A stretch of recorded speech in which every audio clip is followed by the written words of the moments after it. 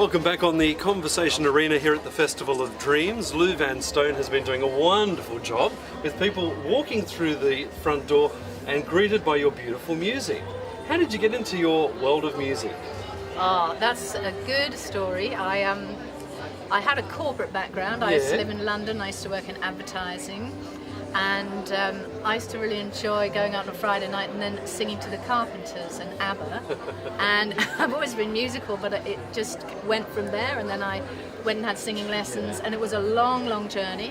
And shortly afterwards, I went to India and discovered Indian music and spiritual music, and then I gave up the whole advertising career and went to uni and did a music degree. And so it's been a long haul. I studied jazz, classical singing, and then all of a sudden it's all come together in one genre of music, which is the conscious music, the sacred music. So Lou, the early life working in the world of advertising, what drew you to that? What was it about advertising? Well, there's a book called The Artist's Way. I can't remember the author, and they talk about the shadow career. And I wanted to be an actress before, and then so I ended up shooting TV commercials and doing radio commercials. So I was behind the camera, going, I want to be in front and I want to be the performer. So it was that glamour of this kind of entertainment industry, I guess, that drew me, and also the creativity of coming up with ideas. I liked that. So coming up with the idea to leave and follow a different journey to what you've got now, does your advertising background still come into it?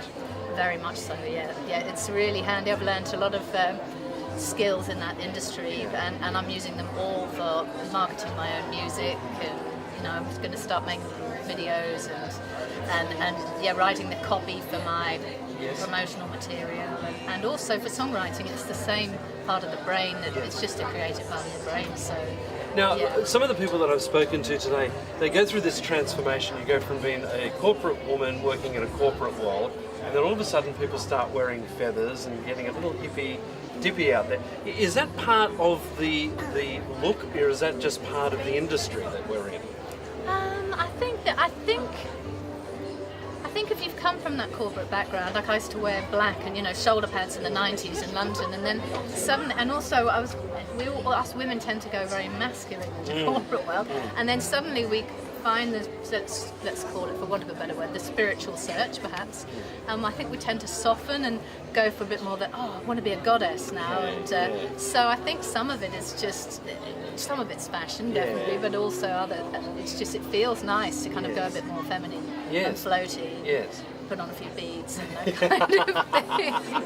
Because there is sometimes that disconnect, though, isn't there? Because in the world that you've come from, the advertising world, that corporate world, there's a certain mainstream look that has to be adopted to get the advertisers and the people out there to come into it. With the industry that you're working in now, how do you tap into that mainstream audience, or does the audience find you? Well, what's happening with my music now is I'm actually doing dance music as well. I've been signed to a German dance label. How cool is that? And I'm working with Simon Holway, who's a dance producer, and we're collaborating together. And we've got a single coming out.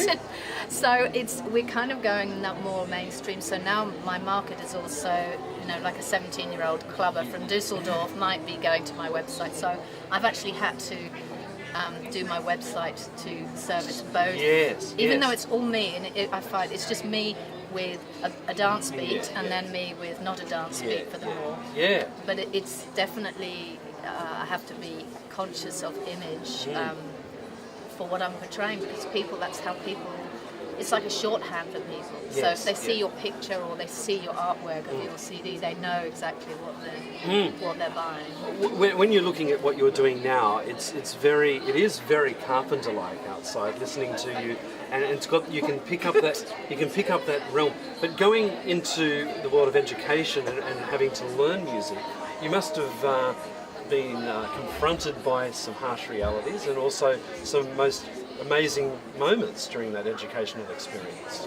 Oh, it was incredible. I did a music degree, and I started that at the age of 34, and I was at the front of the class, hand up, keen jeans, and we got to do, one of the greatest things we did was do the history of popular music, and since 1940, I think it was, and just really going through how modern music came about and really hearing artists that perhaps I hadn't heard before.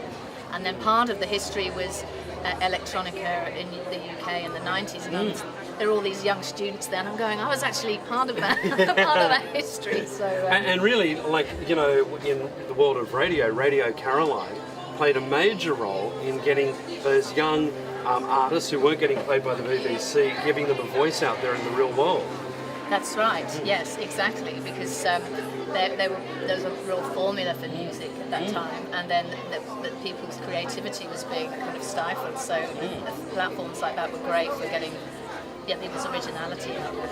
Yeah. So your music that you're currently doing is very inspiring, and you must get some great feedback from people that buy your CDs and your music.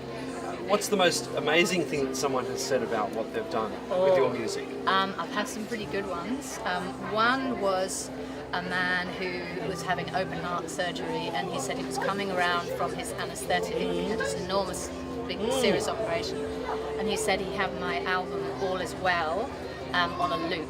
Yep. And he felt very scared, I think probably from the anaesthetic as well, and very anxious, and he said the music just calmed him right down, and that just helped him through those couple of days when he was feeling very, very vulnerable. And so that was a pretty good So the healing powers of music, you believe in all that? Absolutely, because sound is vibration, and also our which is matter, so it actually permeates the body. Even though you think, oh, it's some sort of mystical thing out there, it's actually a physical, scientific thing. And also our nervous system communicates through sound. So, and when we're hearing sound and healthy sound vibrations, it can really help to ground you and to calm the body down. Or the same way, you know, with dance music, it can raise you up, raise people up. And in conscious electronica, people are using certain sound frequencies in a positive way to actually shift people's consciousness. Fantastic. So if people would like to get in contact with you and buy your CDs, where do they go to? They go to www. Although we don't say that anymore, do we? www.louvanstone.com. Fantastic, Lou. Thanks for your time. Thanks, Ben. It was a pleasure. Very interesting talking music here at the Festival of Dreams, all part of the Conversation Arena.